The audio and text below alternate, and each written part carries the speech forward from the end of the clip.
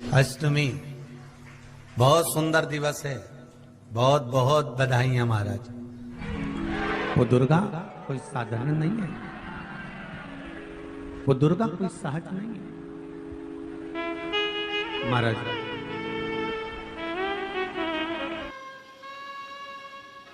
कितना सुंदर कहा है।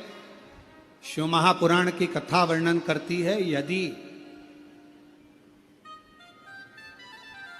किसी भी अष्टमी तिथि को 12 महीने में शुक्ल पक्ष कृष्ण पक्ष की अष्टमी तिथि पड़ती है, यदि किसी भी अष्टमी तिथि को अगर किसी ने नियम बनाया 5 अष्टमी का, 8 अष्टमी का, 7 अष्टमी का, एक कनेर का पुष्प शिवजी के शिवलिंग को समर्पित करना, अशोक सुंदरी के स्पर्श करना, और जो जलाधारी होती है, जैसे ये शिवलिंग है, ये जलाधारी है, तो पहले शिवलिंग पर स्पर्श, फिर अशोक सुंदरी का स्पर्श, फिर जलाधारी पर कनेर का पुष्प शिव जी की ओर मुख कर कर, अर्थात जैसे मानो ये कनेर का पुष्प है, तो ऐसा शिवलिंग का स्पर्श करते हुए जलाधारी पर जो समर्पित करता है, भगवान शंकर उसके मन की कामना को पूर्ण जरूर करते हैं। एक कनेर का पुष्प, मां श्रृंगार कर रही है, कनेर के पुष्प से माता सती श्रृंगार कर रही है। पहले जटा का श्रृंगार किया, बड़ा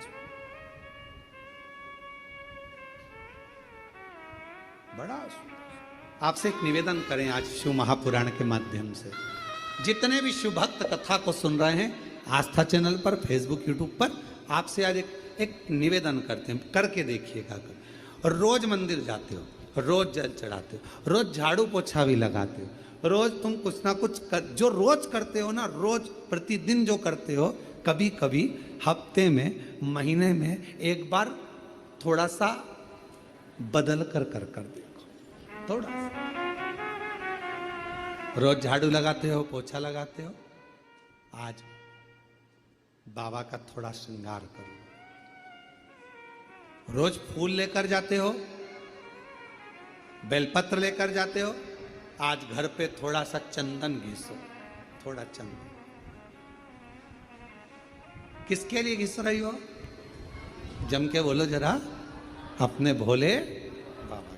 थोड़ा चंदन घिसो, वो नहीं, डब्बी मिलती है बाजार में, लोग आगे अष्टगंध को ही चंदन समझ लेते हैं, और थोड़ा सा पानी में घोला और श्रृंगार करके पोत के बाबा को लगाकर आ गए। ना ना ना ना, ऐसा नहीं।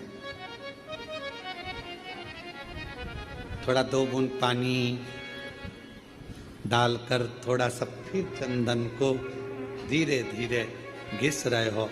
हाथ की चूड़ी की आवाज उस चंदन में जा रही है, अर्थात दिल से भी कह रहे हो, हाथ से भी कह रहे हो, और चूड़ियां भी कह रही हैं, बाबा आपके लिए तैयार करा गया। कभी कभी हम रोज नहीं कर रहे, तुम्हारे पास टाइम नहीं है, हम जानते हैं तुम बहुत व्यस्त हो, इसलिए हम तुम्हारे को ज्यादा, आपने देखा होगा, पूरी कथा को उठाकर देख लीजिए, जितने साल की कथा उठाकर देखना है उतने साल की कथा उठाकर देखिए। आज तक हमने बहुत लंबा पूजन का कोई विधान नहीं बताया, हमने बहुत महंगा, बहुत सारा पैसा खर्चो, ऐसा पूजन का विधान नहीं बताया। हमने प्रयास करा तुम्हारे घर का लोटा और तुम्हारे घर का पानी और शंकर जी पे चढ़ गया और तुम निहाल हो गए, बस इतना ही बताया। ज्यादा 2-4 घंटे तक तुम मंदिर में बैठ गए और भगवान को ना थोड़ा, और वो भी महीने में, हफ्ते में एक बार तुम जरा बदल कर देखो। कभी कभी एक काम करना कि घर से एक पुष्प में थोड़ा इत्र लगा कर ले जाना, और इत्र ले जाकर बाबा के उस पंखड़ियों को बाबा के ऊपर बिखेरना, श्रृंगार करना। इत्र कभी कुछ बदल कर, कभी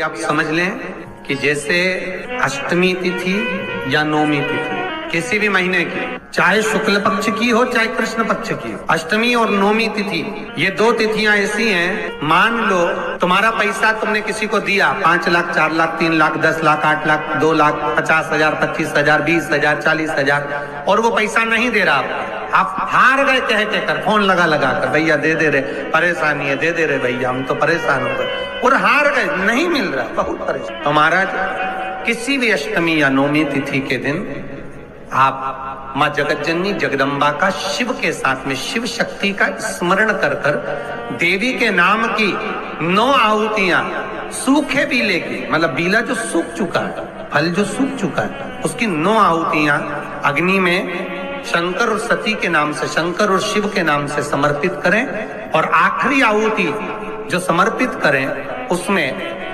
थोड़ा सा भाग तिल का, और तिल भी काली नहीं चढ़ती उसमें, श्वेत तिल का भाग उसके साथ लगाकर समर्पित करें, और जिससे धन लेना है उसका नाम लेकर वो समर्पित करें महाराज, उसको सुध आएगी और वो पैसा किसी भी हाल में आपके हाथ में थमाकर जाएगा ही।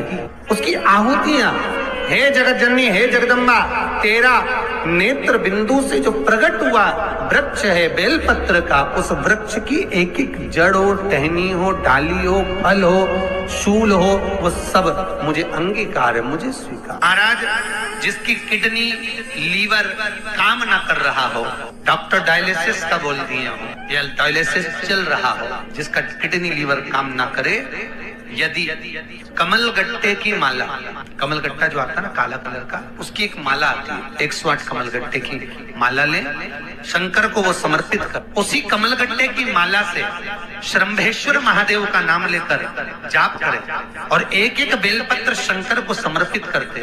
थोड़ी देर बाद जब सारी बेलपत्र समर्पित हो जाएं, शंकर पे चढ़ा हुआ जल श्रंभेश्वर महादेव का नाम लेकर आचमन कर ले, क्योंकि जिनकी किडनी लीवर गड़बड़ हो जाता है, डायलिसिस वाले को पानी भी नाप तोल कर पीना पड़ता है, थोड़ा सा पानी शंभेश्वर महादेव के नाम से आचमन करें, आपका डायलिसिस बंद हो जाएगा, किडनी लीवर वापस काम करना चालू कर देगा। शंभेश्वर महादेव के नाम में इतनी प्रखरता होती है, इतनी प्रबलता होती है कि यदि कोई बच्चा, कोई घर का व्यक्ति, कोई सास, कोई बहू, कोई पुरुष, कोई नारी अगर घर में चिड़चिड़ प्रवृत्ति कर रही हो, तो श्रंभेश्वर महादेव का नाम लेकर मात्र थोड़ा सा पानी, गिलास पानी का उसके सामने दे दो, और अगर वो पानी पी ले तो 5 मिनट में वो एकदम शांत हो जाती है। श्रंभेश्वर महादेव का इतना प्रमाण। भगवान शंकर का एक अवतार श्रंभेश्वर के रूप में, क्रोध को समाप्त करना, क्रोध को शांत करना। श्रंभेश्वर महादेव, अगर कोई लड़का, कोई लड़की अन्य जगह पर मित्रों के साथ में गलत जगह पर लगे हुए हैं और उनकी संगत नहीं छूट रही है, 5 लौंग 5 काली मिर्च।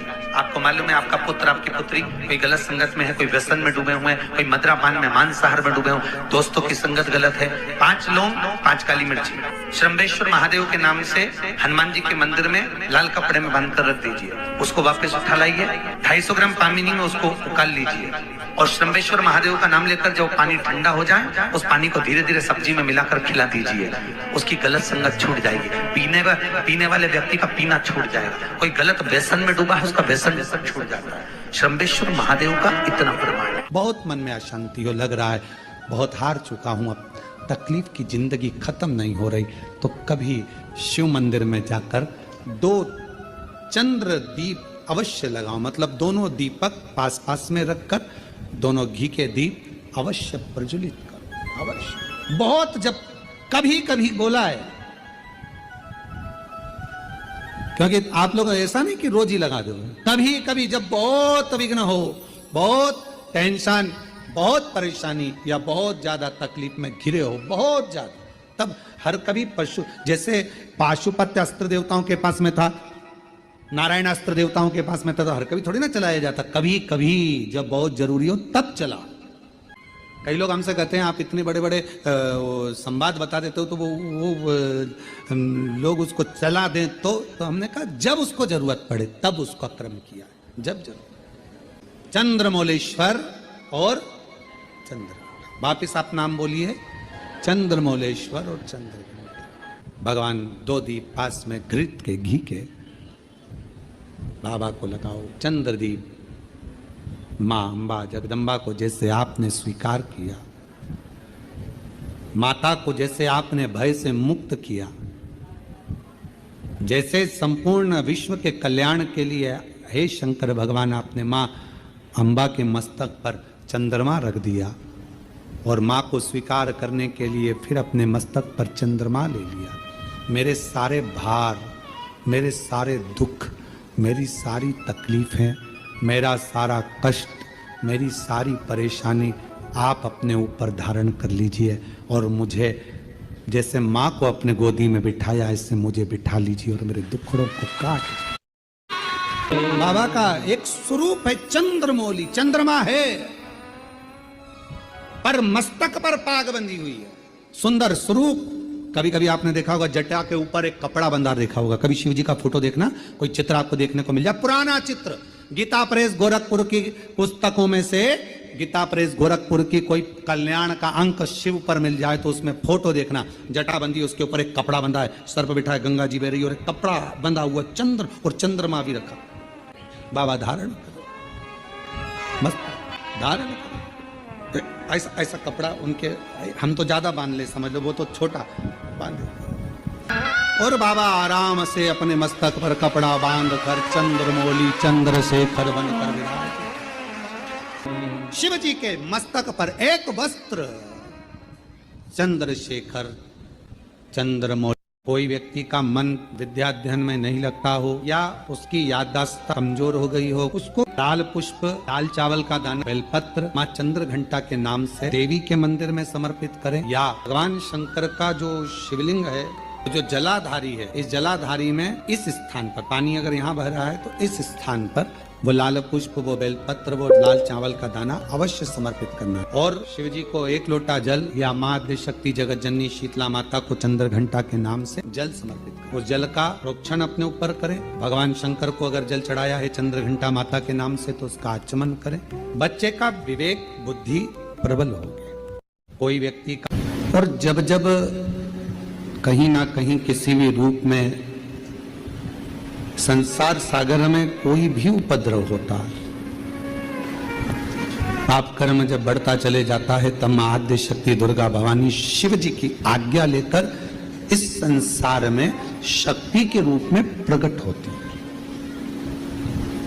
अब कई लोग कहते हैं गुरु जी क्या वो शक्ति देवी का स्वरूप में प्रकट होगी? शक्ति क्या?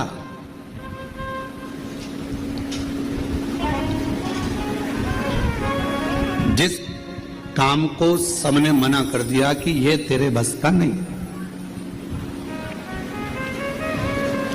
तो आप जब नर्वस हो जाते हैं, उस समय पर जब आप अंदर से टूट जाते हैं, तब भीतर से आपने जो शिव जी को एक लोटा जल चढ़ाया हुआ होता है, जो जगत जननी जगदम्बा दुर्गा भवानी की कभी आराधना करी होती है, तो शिव और शक्ति आपके अंदर एक बल उत्पन्न करते हैं। उसी को आद्य देवी शक्ति कहा गया है।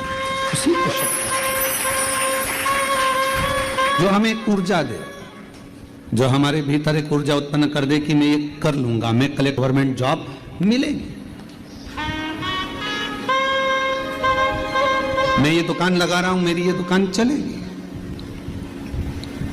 आपके भीतर जब एक ऊर्जा अपने आप प्रकट होने लगे, आपके भीतर जब एक ऊर्जा अपने आप प्रकट हो और आपके भीतर एक बल, आपके भीतर एक ऊर्जा आने लगे, तो समझ लेना कि तुम्हारे भीतर शिव शक्ति मां दुर्गा भवानी का प्रकट हो गया है और शक्ति अपने आप की। अष्टमी के दिन भगवान शंकर को बेलपत्र समर्पित जरूर करना चाहिए, वो भी शाम के समय पर।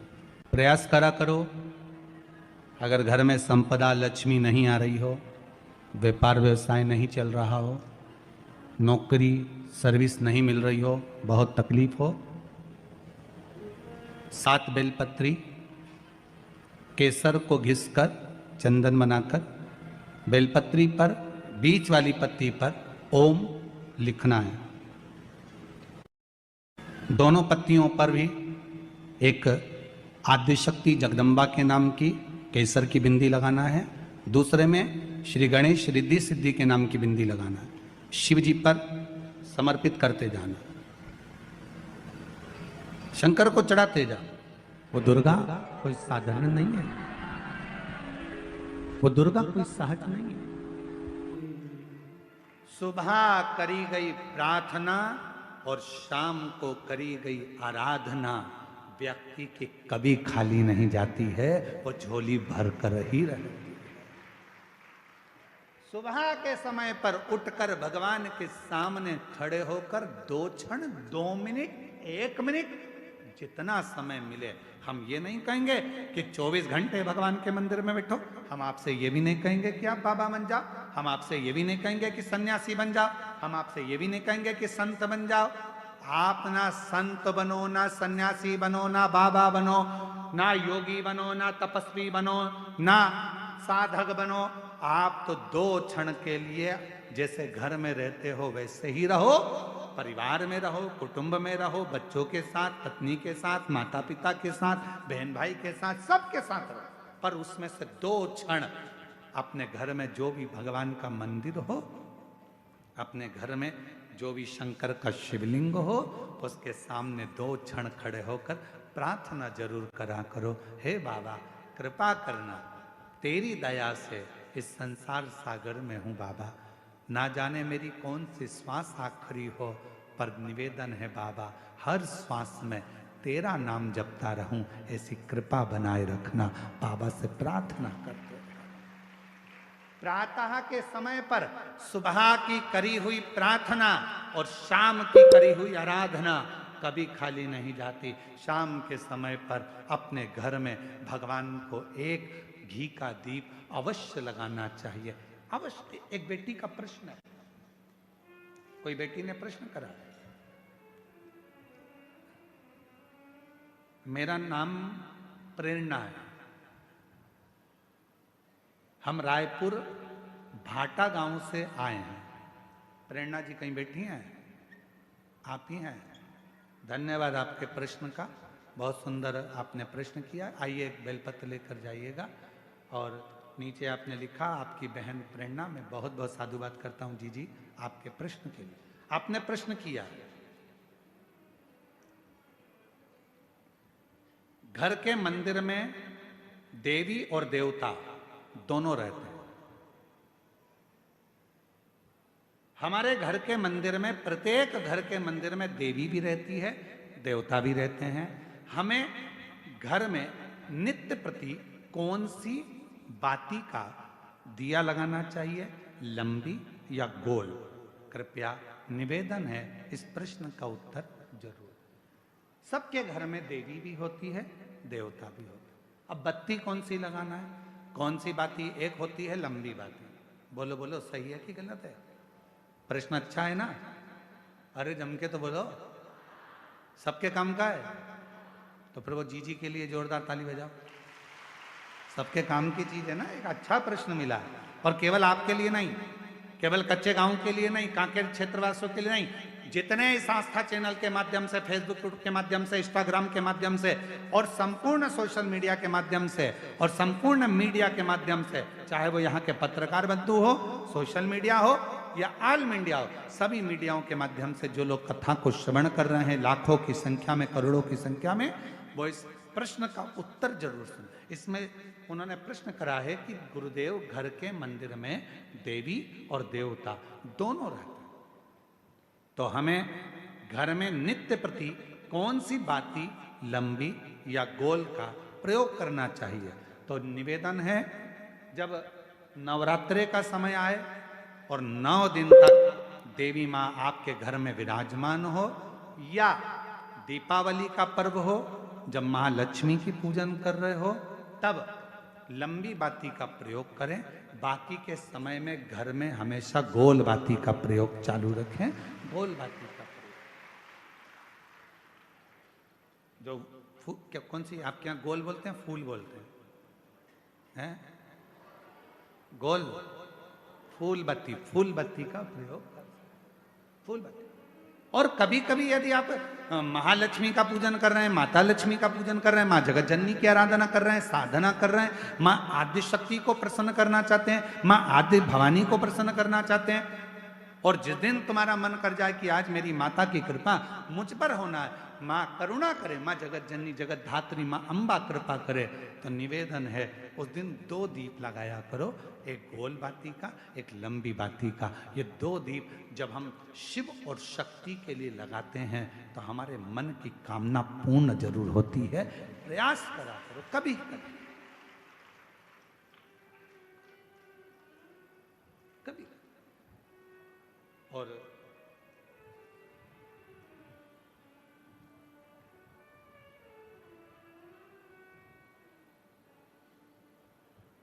एक प्रश्न और इन्होंने लिखा है, गुरुदेव हम जानना चाहते हैं कि हम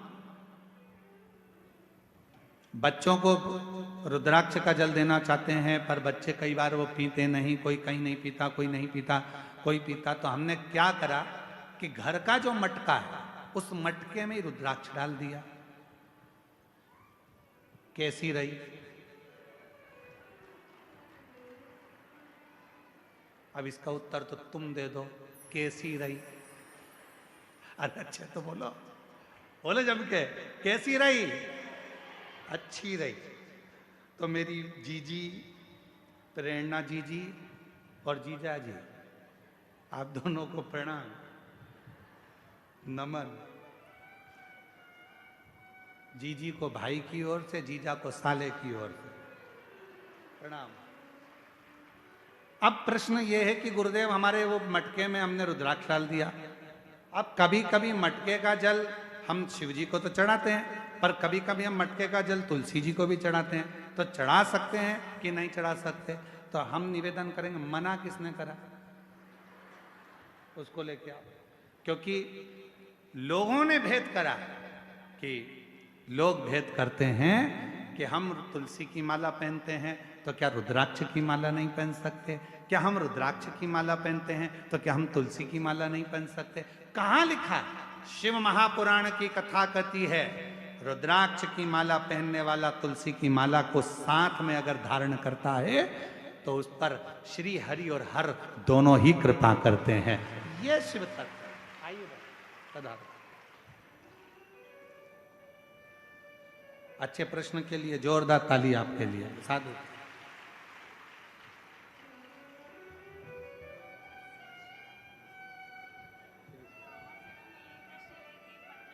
देना तू मना नहीं, पर सत्कर्म कर, अच्छा दे।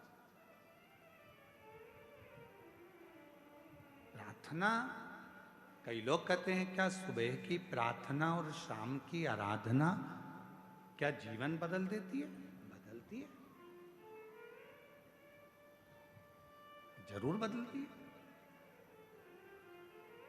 बस याद रखो, प्रातः के समय पर प्रार्थना करो, बाबा को नमन कर कर, निवेदन कर कर, एक लोटा जल समर्पित कर।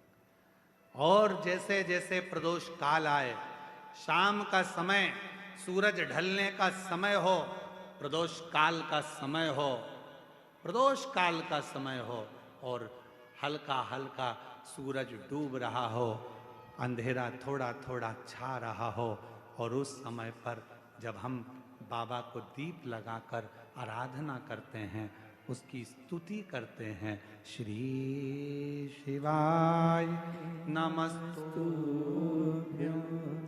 श्री शिवाय नमस्तुभ्यं, श्री शिवाय नमस्तुभ्यं, श्री शिवाय नमस्तुभ्यं। जब हम आराधना करते हैं, साधना करते हैं, तो वो समय का प्रदोष काल का दीप, प्रदोष काल की आराधना, प्रदोष काल की साधना, और प्रदोष काल में परमात्मा का लिया गया नाम हमारे करोड़ों करोड़ों करोड़ों करोड़ों पुण्य को प्रबल कर देता है, और हमारे पाप को छिन्न कर देता है।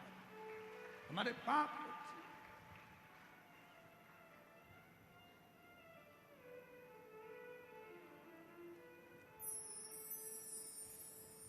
मार्गशीर्ष मास कहीं ना कहीं आपकी पुण्याई है, 5 बजे धीरे धीरे धीरे धीरे धीरे धीरे 5 बजे के बाद थोड़ा थोड़ा अंधेरा होना प्रारंभ होता है और दोनों का मिलन होता है। और उस समय पर आप शिव महापुराण में बैठकर जब बाबा से आराधना कर रहे होंगे तो जरा विचार करिएगा कि इस मार्गशीर्ष मास में कितना कितना पुण्य तुम्हारी जिंदगी में प्राप्त हो रहा होगा। कितना ये कथा 1 बजे से 4 बजे नहीं, 2 बजे से 5 बजे तक उधर से थोड़ा थोड़ा सूर्य अपनी तपन कम कर रहा होगा और इधर तुम्हारी आराधना चल रही होगी।